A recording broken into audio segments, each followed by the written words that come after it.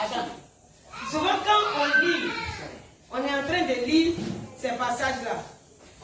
De grâce, envoyez très loin vos enfants. Fermez les derrière là-bas. Jusqu'à ce qu'on finisse. Lorsqu'on est en train de lire, au fait, ces passages-là, est-ce qu'il n'arrive pas que tu te poses des questions? Ah, Pharaon quand même, hein. Il n'arrive pas que tu te dises Pharaon même, il exagère. Mais peut-être c'est la partie où on a dit, Dieu endurcit encore son cœur là. C'est que tu comprends Pharaon. Pourquoi il agit de cette manière? N'est-ce pas? Mais alors pourquoi Dieu endurcit le cœur de Pharaon? Si le cœur de Pharaon n'était pas endurci, qu'est-ce qui peut arriver?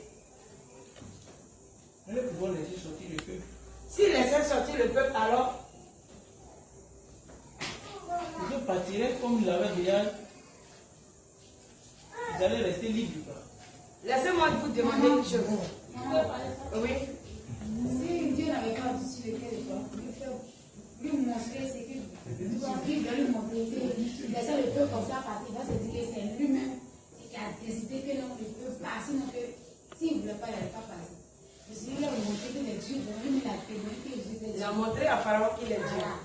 Pour les plus le choix de dire, c'est pas possible de laisser. C'est vrai, ça fait maintenant, mais ça s'en est. Mais si Dieu n'a pas fait ça, ça va dire qu'il était Dieu. C'est lui qui a donné ordre, c'est bon, Dieu de passer. Ah, oui, tu voulais dire quelque chose? Ce qui est venu dans mon esprit, c'est comme si, pour apporter la crainte dans le cœur du peuple qui allait partir le servir là, il avait endurci le cœur de Pharaon pour démontrer sa puissance à ce peuple-là. Mais malgré ça. Ok, je vais vous envoyer à la compréhension de la chose. Si Dieu n'endurcissait pas le cœur de Pharaon, c'est-à-dire que Pharaon laissait partir le peuple. Ça veut dire que Pharaon aussi pouvait se repentir de son incrédulité au fait. Mais là, Dieu endurcit le cœur de Pharaon. Ça veut dire que, quelle est la position de Dieu même vis-à-vis de Pharaon? Il ne voulait pas de sa repentance. Il ne voulait pas de la repentance de Pharaon. Est-ce que vous êtes en train de comprendre quelque chose? Amen. Dieu ne veut pas de la repentance de Pharaon. Qui donc est Pharaon? C'est Satan. C'est Satan qui est Pharaon. Ça veut dire que Dieu a décidé de chasser Satan. Il ne veut plus jamais le restaurer dans le ciel. Donc je vais te dire quelque chose, enfant de Dieu. Ce n'est pas dans tes attitudes que tu vas chercher à réconcilier Dieu à un Satan. Amen. Le Seigneur a parlé, il a parlé. Les clauses de l'alliance avec Dieu sont déposées. Si tu respectes la parole, tu respectes les clauses de l'alliance, alors Dieu aussi respecte son engagement vis-à-vis de toi. Mais si tu ne veux pas respecter, longtemps, tu vas demeurer 20 ans chrétien et 20 années, rien ne va changer dans ta vie. Oui. Si tu veux rester un pharaon, alors rien ne va changer. La seule chose pour mériter la faveur de Dieu et arriver à la repentance, c'est accepter d'être israélite. C'est tout. Si tu n'es pas israélite, tu n'as pas le pardon de Dieu. Celui qui n'est pas israélite est égyptien. Voici les deux peuples qui sont présentés. Celui qui n'est pas israélite est égyptien. Alléluia. Donc, on ne peut avoir les deux nationalités à la fois sur le plan spirituel. C'est impossible. Il n'y a pas de métissage dans le ciel. Alléluia. Ou tu es fils du Très-Haut, ou tu es fils du diable. Il n'y a pas de métissage à ce niveau-là. Le Seigneur n'accepte pas ce métissage. Quand il est dit que Dieu endurcit le cœur de Pharaon, ça veut dire que la repentance de Satan ne sera jamais acceptée au ciel. Sinon, regardez, pourquoi est-ce que Satan est devenu l'adversaire et qu'il nous en veut? Pourquoi il est devenu l'adversaire et qu'il nous en veut? Parce qu'il n'y a pas de repentance. Il n'y a pas de repentance pour lui. Oui, en un mot, il n'y a plus de repentance pour lui. Sinon, dans la réalité, si le Seigneur descendait de sa colère, pensez-vous que Satan ne va pas accepter d'être restauré au ciel? Quelqu'un me dit quelque chose? Est-ce que Satan le dis? Pourquoi tu dis oui? Tu connais? La place qu'il occupait là-bas. Parce que toute la colère que Satan manifeste, c'est cette chute-là. Il a chuté. Il est tombé très bas. Et il ne peut plus jamais être restauré. Maintenant, pourquoi est-ce que Satan est en colère contre toi? Parce qu'il t'envoie toi dans le péché. Et puis Dieu dit que toi, tu peux te repentir. Il t'envoie dans le péché. Et puis Dieu t'accorde une voie de repentance. Lui aussi, il aurait aimé emprunter cette voie. Mais la grâce ne lui est pas accordée. Vous voyez affaire là, non? La grâce n'est pas accordée à Satan de se repentir. Mais à nous, la grâce est accordée. Nous pouvons nous repentir. Nous pouvons nous relever. Nous pouvons abandonner nos fautes. Et nous pouvons nous réconcilier avec Dieu. Alléluia. Oh, ça c'est merveilleux. Mais il n'y a pas de réconciliation pour Satan et ses démons. La Bible dit il n'y a plus de place qui fut trouvée pour eux dans le ciel. N'est-ce pas ce qui a été dit? Leur place ne fut plus trouvée dans le ciel. Le dragon, le serpent ancien et ses démons ont été précipités par terre. Gloire à Jésus. Mais quant à nous, le Seigneur nous accorde la grâce de repentance. Ça, c'est merveilleux. Nous pouvons manifester la joie. Oui. Pour ce que Dieu nous aime que tout. Alléluia. C'est tout. La partie où on dit Dieu endurcit le cœur de Pharaon. Ne reste pas à méditer la chose comme si Dieu était méchant. Voilà. Ce n'est pas de la méchanceté. Ici, Pharaon, symbole de Satan et de ses démons. Amen. Voilà. C'est tout. Et ici, Israël, symbole de toute personne née de nouveau en Jésus-Christ de Nazareth. Et quand tu es appelé, quand tu dis je nais de nouveau, alors Dieu t'appelle à faire quoi? À quitter l'Égypte. Vous voyez un peu? Nous quittons l'Égypte. Quitter l'Égypte qui signifie abandonner tout ce qui est œuvre du diable. Ça ne veut pas dire que si on t'a évangélisé à San Pedro, il faut que tu voyages pour dire que tu quittes l'Égypte. Ce n'est pas cela. Alléluia.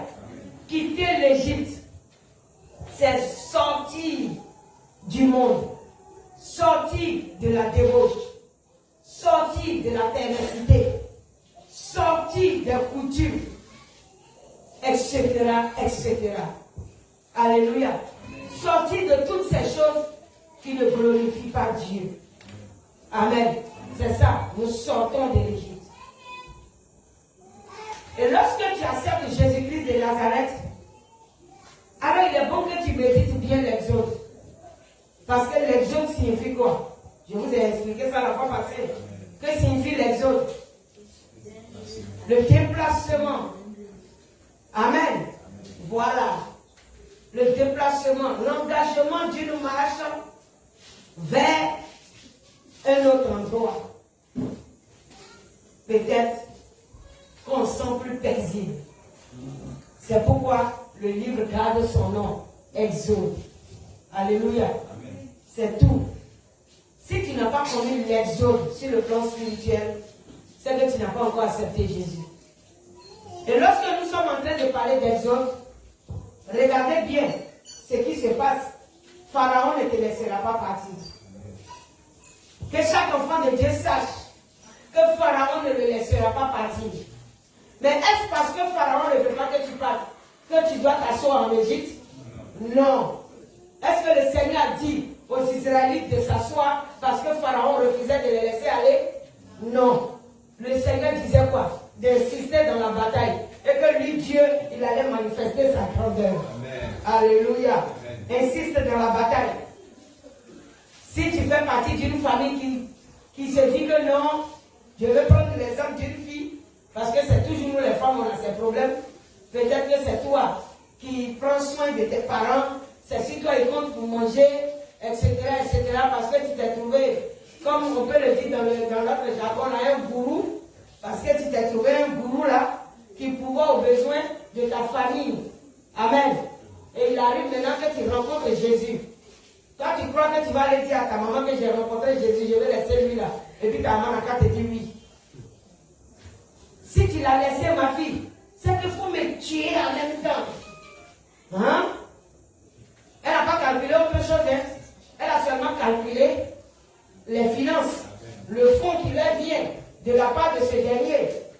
Donc, le fait que toi, en mourant, tu peux aller en enfer, ne lui dis rien. Vous voyez un peu? Amen. Ça ne lui dit rien. Tu vas le laisser. Et puis nous, on fait comment? Et tes petits frères qui vont à l'école, tu veux les voir dans la rue. Ah, à l'église là, on n'a pas dit c'est comme ça. Tu peux partir, et puis maintenant tu es avec lui aussi. Aïe! Que nous-mêmes on est nés avant toi. Nous aussi on partait à l'église. Ou bien. C'est comme ça ça se passe. L'Égypte ne va pas vouloir que tu passes. Et Pharaon ne va pas te laisser aller. Pharaon, c'est la personne qui refuse ta conversion. Pharaon, c'est ton caractère aussi qui refuse ta conversion. Oui, il y a le caractère qui peut être Pharaon dans ta vie. Et il faut lutter contre ce caractère. Pour montrer à ce caractère que c'est Jésus-Christ de Nazareth qui est digne d'adoration. Il est Seigneur des Seigneurs. Amen. Alléluia. Amen. Si ton caractère t'empêche de sortir de l'Égypte, dis à ton caractère que Jésus-Christ de Nazareth est Seigneur et qu'il t'appelle à Canaan. Amen. Alléluia. Amen. Oui, on doit pouvoir le faire. Gloire à Jésus. Amen. Parce que le Pharaon n'est pas seulement peut-être le prochain qui te persécute. Le plus souvent, nous avons des caractères qui nous persécutent. Qui ne veulent même pas voir notre bénédiction. Alléluia. Amen. Oui. De vilains caractères qui ne nous envoient jamais à la hauteur. Et partout où on te dépose là, non. En tout cas, ce caractère-là fait que tout le monde te rejette. Tu dois te revoir et chasser ce pharaon de ta vie. Alléluia. Amen. Dis à ton frère, chasse ce pharaon. Chasse pharaon. Alléluia. Amen. Dieu n'a jamais approuvé ce qui n'est pas de lui. Quand le Seigneur dit, je ne veux pas voir une chose dans la vie d'un enfant de Dieu, il faut que la chose soit chassée. Gloire à Jésus. Quand il a appelé Abraham et puis il a dit, il faut laisser toute ta famille et puis toi seul tu vas partir là. Quand Abraham a pris l'autre, est-ce que Dieu l'a béni? Dieu ne l'a pas béni. C'est tout. Mais le jour où Abraham a décidé de se séparer de l'autre, Dieu qui lui avait donné promesse est revenu. Oui. Il a dit, ouais, quand j'ai médité le livre de Genèse, il a dit, ce Dieu-là, il n'oublie pas, hein. Il n'oublie pas pour lui. Tu dis, tu veux marcher avec lui, il te dit une chose. Tant que tu n'es pas venu marcher dans la chose, même si c'est 20 ans, il t'attend. Le carrefour, tu laisses Dieu, c'est à ce carrefour, il t'attend. Il ne va pas bouger. Si tu veux, il faut courir jusqu'à arriver devant, où tu dois accomplir maintenant la tâche. Tu ne vois pas le Seigneur à gauche, à droite. Tu cries, tu l'appelles. Il dit, reviens ici. Parce qu'il a dit que tu dois marcher les pas dans les pas. Mais du coup, il y a eu quoi et puis tu as couru pour me laisser. Ce n'est pas moi l'Éternel qui te suis, mais c'est toi qui suis Jésus. Alléluia. Le plus souvent, il y a des chrétiens qui courent pour laisser Jésus. Ils veulent aller accomplir eux-mêmes leur miracle. Mais ils vont taper poteau. Tu ne peux pas accomplir ton miracle. Seul l'Éternel peut accomplir les miracles dans ta vie. Amen. Gloire à Jésus. Amen. Les Israélites ont fait combien d'années en Égypte? Est-ce qu'ils ont pu opérer eux-mêmes leur miracle? Il a fallu le doigt de Dieu pour descendre. Amen. Alléluia. Amen. Alléluia. Amen. Quand le Seigneur dit une chose, il veille sur son alliance. Dis à quelqu'un, Dieu veille sur son alliance. Dieu veille sur son alliance. Gloire à Jésus. Lorsque Abraham voulait lui-même accomplir son propre miracle, Il allait cogner poteau, il a déconné, n'est-ce pas? Et il envoyait des troubles dans son foyer. Mais en fin de compte, le Seigneur lui a dit quoi? Chasse la femme étrangère. Parce que le fils de l'étranger ne peut pas hériter. Avec quoi? Le fils de la femme libre. C'est impossible. Alléluia. Donc, tes propres engagements que tu vas prendre, c'est que ça va affronter là. Tu vas finir par laisser ça. Tu prends des engagements. C'est vrai, toute décision donne un fruit. Amen. Hein? Est-ce que vous comprenez? Amen. Toute décision porte un fruit. Mais quand le fruit que tu es en train de produire n'est pas le fruit du Saint-Esprit, alors le Seigneur ne va pas s'accorder avec toi. Dieu ne va pas s'accorder avec toi. Quand le fruit que tu es en train de porter n'est pas le fruit du Saint-Esprit, le Seigneur ne sera jamais d'accord. Il dit à Abraham, chasse Agar avec son fils. Parce que je n'ai pas prévu les choses ainsi. C'est ton impatience et même ton incrédulité qui a provoqué la naissance d'Ismaël. Ça c'est pour toi. C'est ton Ismaël. Mais pas pour moi l'Éternel. De sorte que quoi qu'Ismaël était né, quand le Seigneur voulait mettre Abraham à l'épreuve, il a dit, il faut me donner ton fils unique. Et là comment Dieu parle. Ismaël est là, et puis il dit à Abraham, c'est Isaac que moi l'Éternel, je reconnais comme fils unique. Pourtant il y avait déjà fils.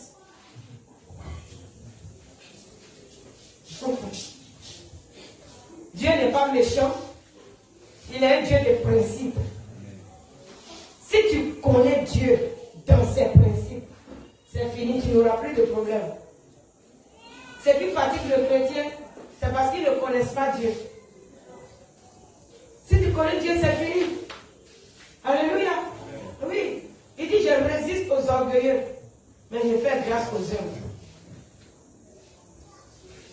Sinon, ton gros cœur qui veut tout faire de toi-même là, ça ne marche pas avec Jésus-Christ de Nazareth.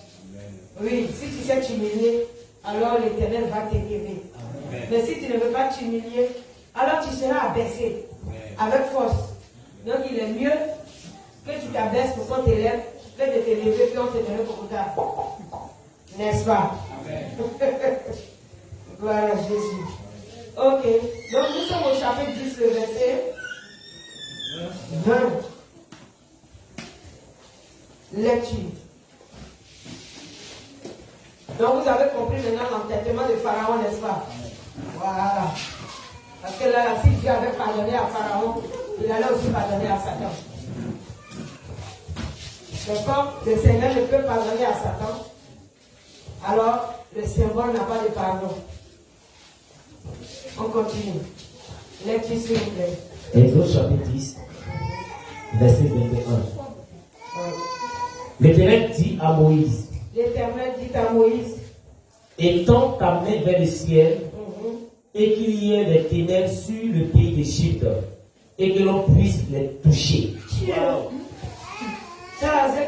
Wow. Ça, c'est une loi pas possible. Hein?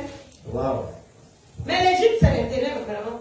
Qu'il y ait des ténèbres sur le pays d'Égypte, et que l'on puisse les toucher. Ah! Pourtant, vous savez qu'on ne peut pas toucher les ténèbres. Ah!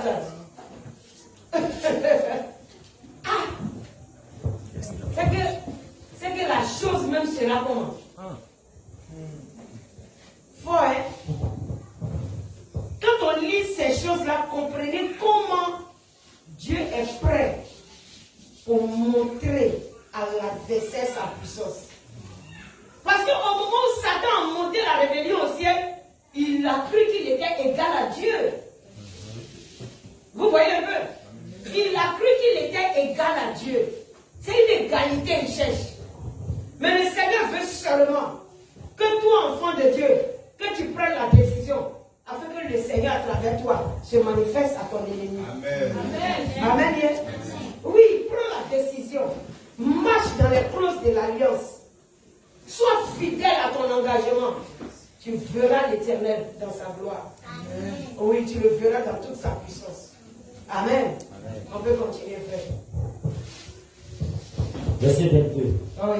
Moïse étendit sa main vers le ciel et il y eut d'épaisses ténèbres dans tout le pays d'Égypte pendant 3 jours. On ne se voyait pas les uns les autres et personne ne se leva de sa place pendant 3 jours. Ouais.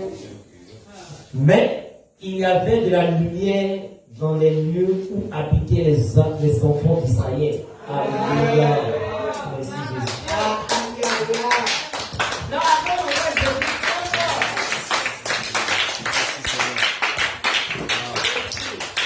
Amen. On peut s'asseoir. On peut s'asseoir. Oui. Ah, ok. Gloire à Jésus. Notre Dieu, il règne. Amen. Il dit, Moïse, étends ta main en Égypte, que ça soit ténèbres seulement. Pourtant, quand on veut parler des ténèbres, on peut parler de toute forme de dégâts. Vous voyez un peu, non? Oui, dans le noir, tout peut se passer. Quand on parle du noir, sur un plan spirituel, ça peut être un aveuglement total. Et des dégâts. Une forme de destruction. Où personne ne peut se retrouver. Il dit, il faut qu'il y ait des ténèbres jusqu'à ce qu'on puisse les toucher. Quand on parle de toucher les ténèbres, comprenez un peu la profondeur de la parole. Amen. Est-ce que tu peux toucher le vide? Bon, actuellement il fait nous, n'est-ce pas? Va m'envoyer un ténèbre. Ah, on ne peut pas, n'est-ce pas? Mais quand on dit que les ténèbres sont tombées sur la vie d'une personne, ça veut dire que quoi? Hein? Il est mort. En tout cas, ça veut dire qu'il n'y a plus de solution pour lui. C'est des calamités. Des choses qu'on ne peut même pas désirer. Amen. Imaginons un peu, en ce temps-là, comment les choses se sont passées. On dit que personne même ne peut se déplacer, ne peut quitter à sa place. Ça veut dire que les ténèbres sont arrivées et où tu es assis là, comme ça, là, tu ne peux plus bouger parce qu'il n'y a même pas des choses, comment l'appelle-t-on? Une petite ombre je ne sais pas, de lumière qui pourrait t'orienter même peut-être vers ta chambre. Donc imagine les mamans qui avaient leur bébé. Imagine ce temps-là, les femmes qui devaient accoucher. On te parle des ténèbres sont tombées sur un pays. Il y a eu des calamités. Il y a eu des choses qu'on ne peut pas citer.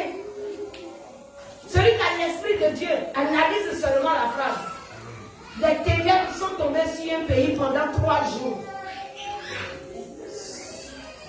Ça veut dire que l'hôpital ne peut plus travailler. Aucune société ne peut faire quoi que ce soit. On ne peut rien surveiller. Imaginez tout ce qui peut arriver quand il y a le noir. Imaginez un peu. C'est pourquoi j'ai dit les femmes qui devaient accoucher en ce temps. Et celles qui avaient leur bébé. C'est la partie là même qui était un problème. Imagine ça s'est passé comment? Tu dis, tu es en train de pousser, on ne voit pas l'enfant là-haut. Qui coupe le cordon ombilical? Elles vont couper ça comment? On dit que tes lèvres étaient épais.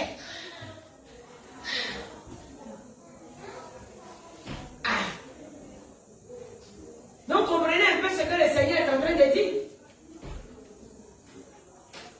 Des choses compliquées se sont passées pendant 3 jours.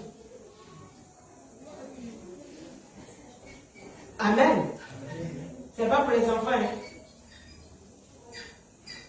Et tu vas trouver que le temps qu'a duré cet élève-là, les dégâts peut-être ont duré combien de temps? quand la guerre arrive dans un pays, pendant quelques mois seulement, les séquelles de la guerre demeurent jusqu'à des années. Vous voyez un peu? Les séquelles restent pendant des années. Donc imaginez ce qui est arrivé. Lorsque vous méditez, alors analysez la main de l'Éternel. Si c'est à ce Dieu-là que tu appartiens, mon frère, pourquoi tu as peur? En réalité, on dirait avoir peur. Peur de l'Éternel. Mais la peur que nous devons avoir de l'Éternel ici n'est pas un tremblement à nous éloigner de Dieu. Mais au contraire, une crainte profonde à lui obéir et à tisser amitié avec lui. Amen. Parce que quand il sait qu'il est redoutable, alors il te veut comme ami. Quelqu'un comme ça te dit, je veux que tu sois mon ami. Mon frère, tu ne vas pas respecter amitié ça là. Amitié ça là, tu ne respectes pas. Ou bien, ma fille Lysia, quelqu'un comme ça, il dit, je veux que tu sois mon ami. Jésus dit, moi, je ne veux plus vous appeler serviteur. Parce que le serviteur ne sait pas toujours ce que fait son maître. Mais l'ami sait tout de son ami. Amen. Hein? Amen. Ah. Quelqu'un comme ça, toi-même tu sais que toi tu n'as rien. Il dit, je veux que tu sois mon ami. La joie appartient à qui? C'est à toi. Amen. La joie t'appartient. Tiens, façon qu'il est le respecter. À cause de lui seul, mon malheur dans la ville. Oui. Mais oui, comme actuellement, à cause de lui seul, il faut voir mon malheur dans la vie. Alléluia. Ouais, c'est pour la gloire de Jésus. Amen. À cause de Jésus seul, c'est mon malheur dans la vie. Que les gens sachent que l'Éternel bénit. C'est tout. Mais c'est ça. Quand tu regardes dehors, là, tu sais que l'Éternel bénit. Oui, parce que tu aurais pu. Et c'est pas fini, hein? Dimanche, il vous a dit qu'il y avait atmosphère de bénédiction financière. Et c'est que dimanche, il y aura des témoignages. Alléluia. Et moi, Jésus, quelqu'un comme ça, là, il dit, il est venu pour tisser amitié avec toi. Tu veux faire malin. Il faut partir, tu vas voir. Ah, il faut partir. Frère en Christ, on continue la lecture. Verset 24. Oui. Pharaon appela Moïse et dit, allez, Allez, servez l'Éternel. servez l'Éternel. Il n'y aura que vos brebis et vos bœufs qui resteront, et vos enfants pourront aller avec vous. Vous voyez, regardez un peu la phrase de Pharaon. Il dit allez-y. Ça dit que j'en ai assez au fait. Allez-y, servez l'Éternel. Il n'a pas dit que Pharaon il a envie de se repentir. Mais il ne peut pas. Pourquoi il ne peut pas se repentir? Je dis, repentance là n'est pas prévue pour lui. Où Satan est là, il a envie de restaurer le ciel. Mais il ne peut pas. Et comme il sait que Dieu ne va jamais revenir sur sa décision pour dire Satan, viens reprendre ta place, il est en colère. C'est dans ça là, toi, Dieu te donne toute la grâce. Et puis tu ne veux pas faire attention, tu rentres dans son cadre. C'est après ça, il ne va pas tarder à te donner les cocotas. On dit ton grand frère me moyen. Toujours ton grand frère me voit, il me frappe. Je ne fais rien contre lui. Et puis toi, petit frère que j'ai moyen là, tu viens me provoquer à la maison, ton grand frère n'est pas là. Viens faire un peu d'abord. Avant que ton grand frère va venir, parce que je n'étais pas frappé, on va me frapper. J'étais frappé, on me frappait. Donc toute fois qu'il te voit, elle te frappé d'abord. Amen. Aïe. Toutefois que ton grand frère me voit, il me frappe. Donc j'essaie déjà qu'on me frappe. Donc toi, je te moyen, je ne te laisse pas. Parce que je n'étais pas frappé, on me frappe. Je te frappe, on me frappe. Je préfère te frapper. Là au moins ça diminue ma colère. Voilà. Donc quand vous vous éloignez du pâturage et que vous partez vous promener dans des broussailles bizarres, alors Satan va vous frapper. Jusqu'à ton maître va arriver là. Au moins, tu as reçu des cocotas qui vont te faire mal. Tu as reçu quand même des cocotas. C'est vrai, il va venir te sauver. C'est son amour. Tu as resté dans Bruxelles là-bas pour crier, Seigneur, tu vois, Satan, il me frappe, non? L'amour du Seigneur, il vient. C'est-à-dire qu'il tarde un peu, Satan te frappe un peu. Et puis il revient te soulever. Saint-Esprit dit, c'est bon, ça va aller. Il faut rentrer dans le jeûne et prière. Toi aussi, tu es parti faire quoi là-bas? Et puis, il revient te déposer dans le pâturage. Demain, il faut sortir encore. Si tu n'es pas fatigué, continue.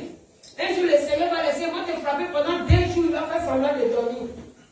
Quand il va venir te prendre, où ton souffle est 1-1, on va t'enlever des réanimations pour t'envoyer. Peut-être tu vas te ressaisir.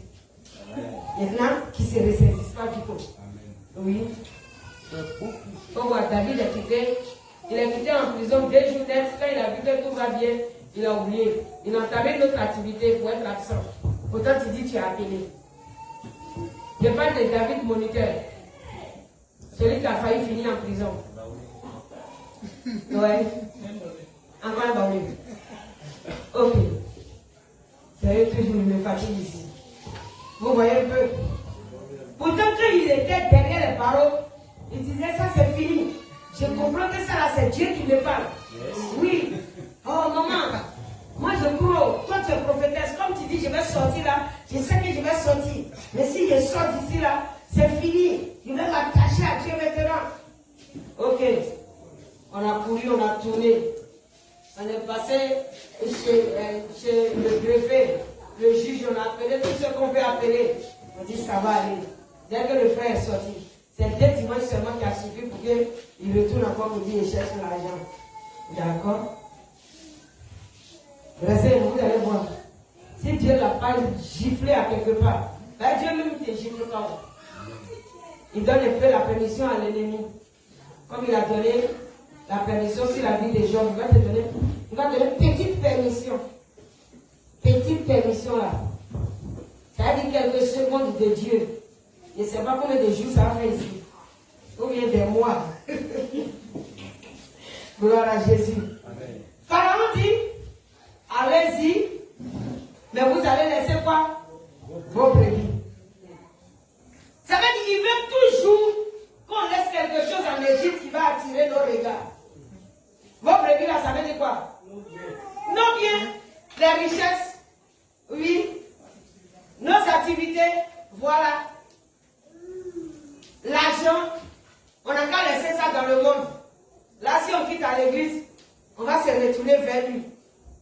Mon frère, toi et ton argent, convertissez-vous. Comment est-ce que tu peux laisser ton argent dans le monde en refusant de payer la dîme? En refusant de faire les offrandes du Seigneur? On dit tabernacle, on ne te voit pas. On dit prémisse, on ne te voit pas. On dit action de grâce, on ne te voit pas. On dit dîme, on ne te voit pas. Ton argent est dans la main de Pharaon. Pardon, il faut lui arracher ton argent.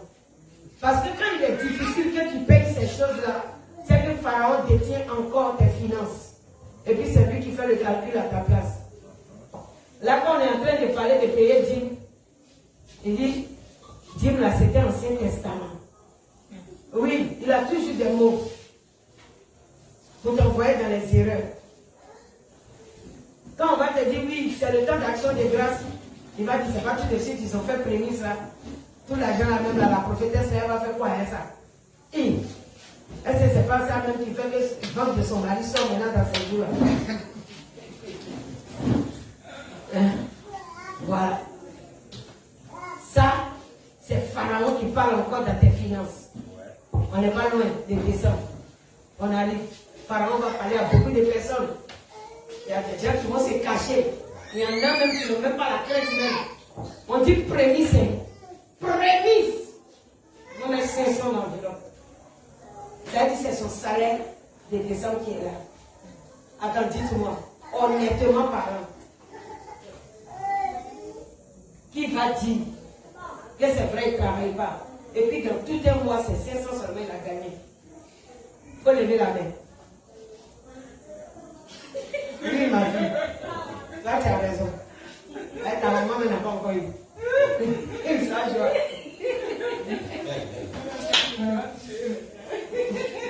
Alléluia. Vous voyez un peu.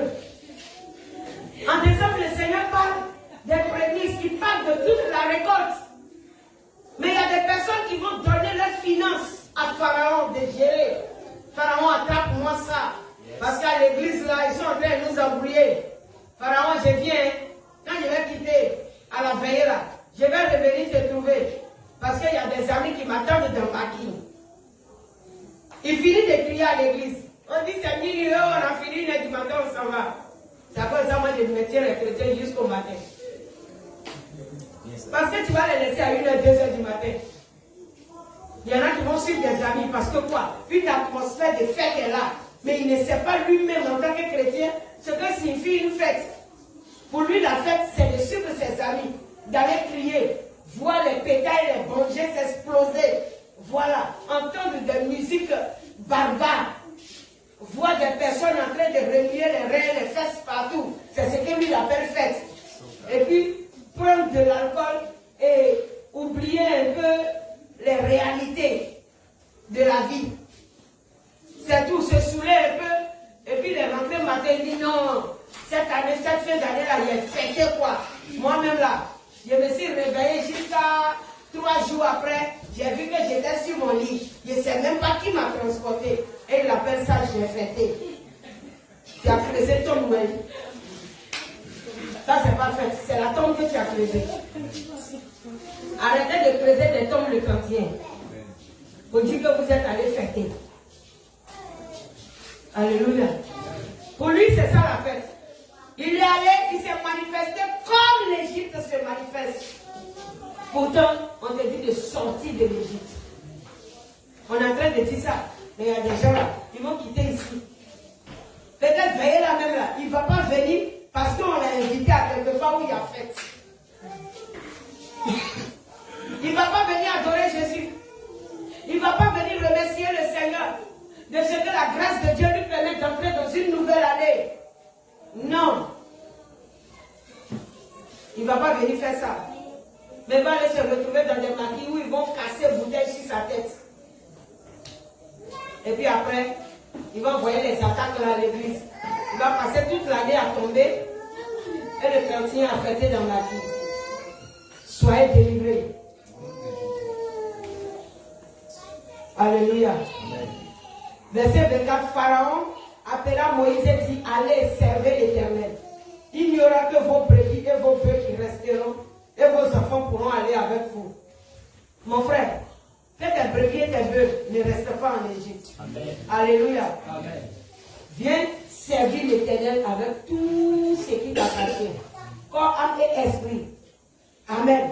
Argent, or, trésor, tout. Viens servir l'Éternel. Que ça soit tes diamants, prends tout, viens servir l'Éternel. Que tes vêtements servent l'Éternel. Que ton langage serve l'Éternel. Ta parole, tes réactions, les actes que tu poses, tout doit servir l'Éternel. Ne donne pas à Pharaon certains actes. Ne garde pas pour Pharaon certains comportements. Ne laisse pas en Égypte certaines choses. Alléluia. Tout ce qui t'appartient, que Dieu t'a donné, viens servir l'Éternel avec. Ça peut aller. Ok. Continuons. Verset 25. Oui.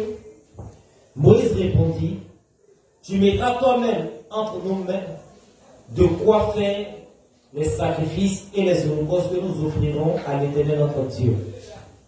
Nos troupeaux iront avec nous et il ne restera pas un ongle. En tout cas. Car c'est là ce que nous prendrons pour servir l'Éternel notre Dieu. Oui. Et jusqu'à ce que nous soyons arrivés, nous ne savons pas ce que nous choisirons pour offrir à l'Éternel. Alléluia. Amen. Gloire à Jésus. Amen. Moïse a dit clairement à Pharaon, même un homme ne va pas rester. Il va partir avec tout. Il n'y a pas plusieurs manières de dire à Pharaon que c'est nous-mêmes tout entiers là, on quitte l'Égypte. Voilà. Parce que Pharaon disait ces choses-là, pourquoi? Il espère à un retour. Donc même, au jour même où tu étais en train de te convertir, que tu as pris la décision d'obéir maintenant au Seigneur, le même jour, Satan avait espoir que tu vas encore te retourner dans le monde. Attention. Est-ce que vous savez ça? Et c'est à cause de cet espoir qu'il a en lui là, qu'il ne relâche pas dans le combat. Il s'est dit, il va te poursuivre jusqu'à ce que toi tu abandonnes ta décision de partir totalement et que tu te retournes vers lui. Est-ce que tu vas te retourner vers lui? Jamais au nom de Jésus. Alléluia. Oui. Il veut que vous fassiez retour. Et comme il veut que vous fassiez retour, alors il ne va pas laisser facilement, je ne sais pas, ta vie dans une tranquillité. Mais il y a toujours ce que l'ennemi va provoquer pour décourager ta vie chrétienne. Dis à quelqu'un, ne passe pas au découragement. Ne passe pas au découragement. Alléluia. Ne passe pas au découragement. Quel que soit ce qui va se passer dans ta vie, ou ce que les gens peut-être diront sur toi à cause de ta décision, ne passe pas au découragement. Sois fortifié en Jésus. Celui qui t'appelle est le vaillant des combats. Celui qui t'appelle à lui est le vaillant des combats. Et en aucun cas, Dieu ne va t'abandonner.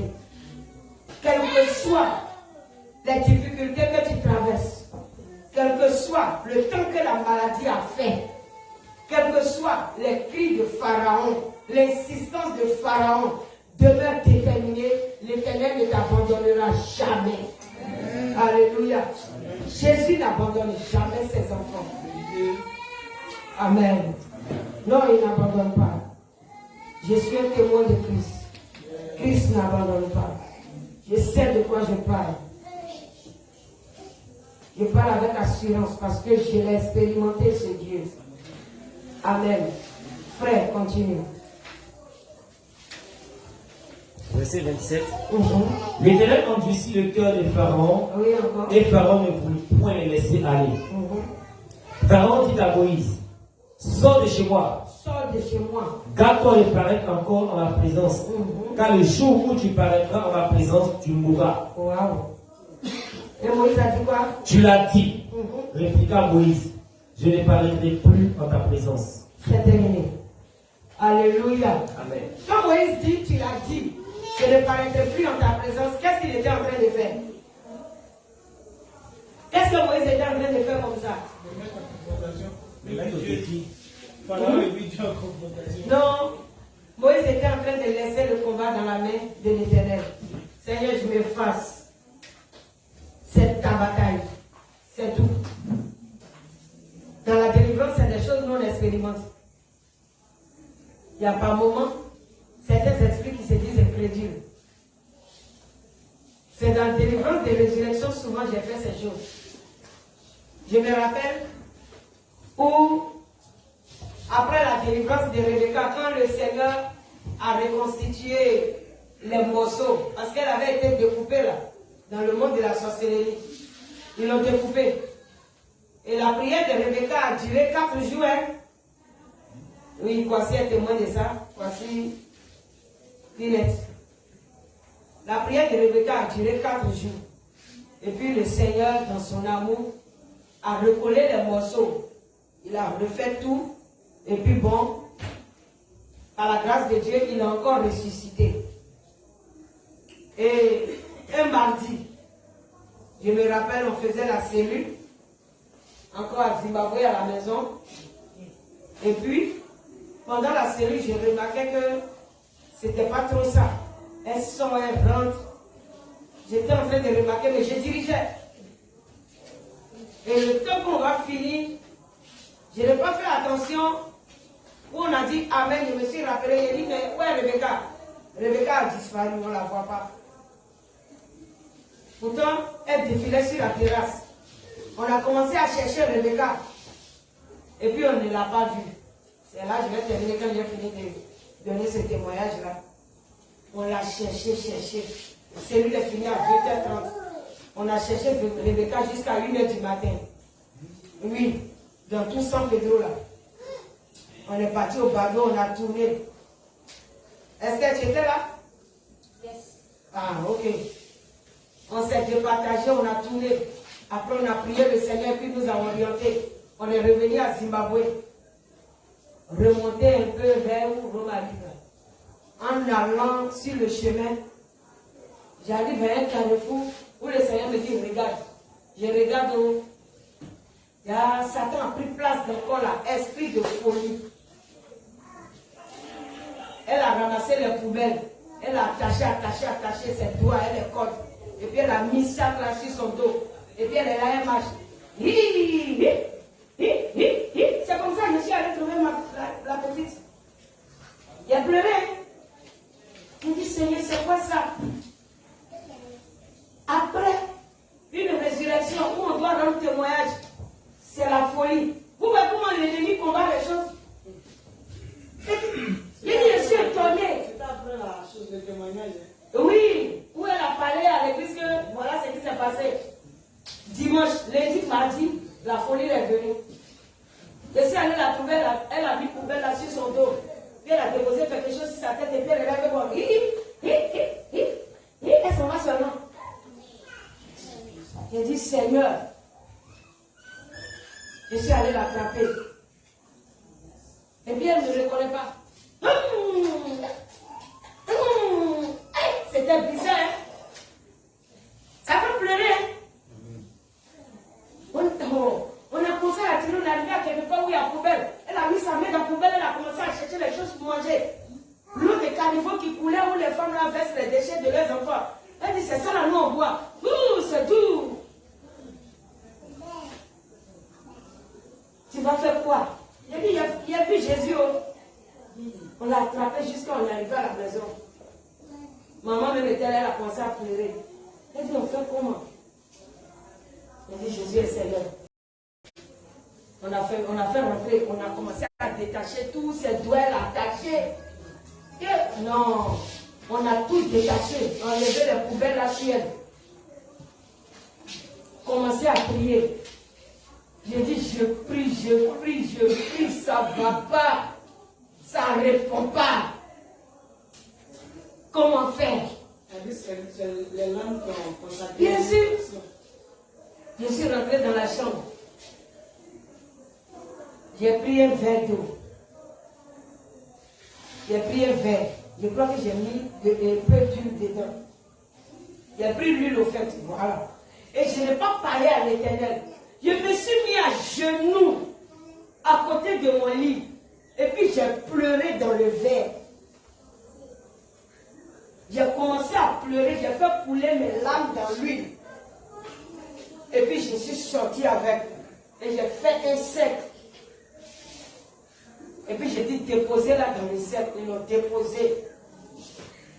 Et puis j'ai dit, toi Lucifer, c'est que c'est toi qui es là. Et c'est que c'est Lucifer qui était là. Je me suis rappelé que le Seigneur m'a dit que Lucifer allait faire quelque chose comme ça pour venir dans ma maison. Mais quand il a fini de faire le cercle, il a dit, Seigneur, je livre le combat entre tes mains. Et puis je l'ai laissé dans le cercle et je suis parti m'asseoir. C'est là qu'il va commencer à s'agiter. C'est là maintenant, l'esprit maintenant va commencer à se manifester. Sinon tout le temps je priais. L'esprit priait seulement, il ne s'occupait pas de moi. Mais là quand je suis venu poser ce acte-là, l'esprit a commencé maintenant à se manifester.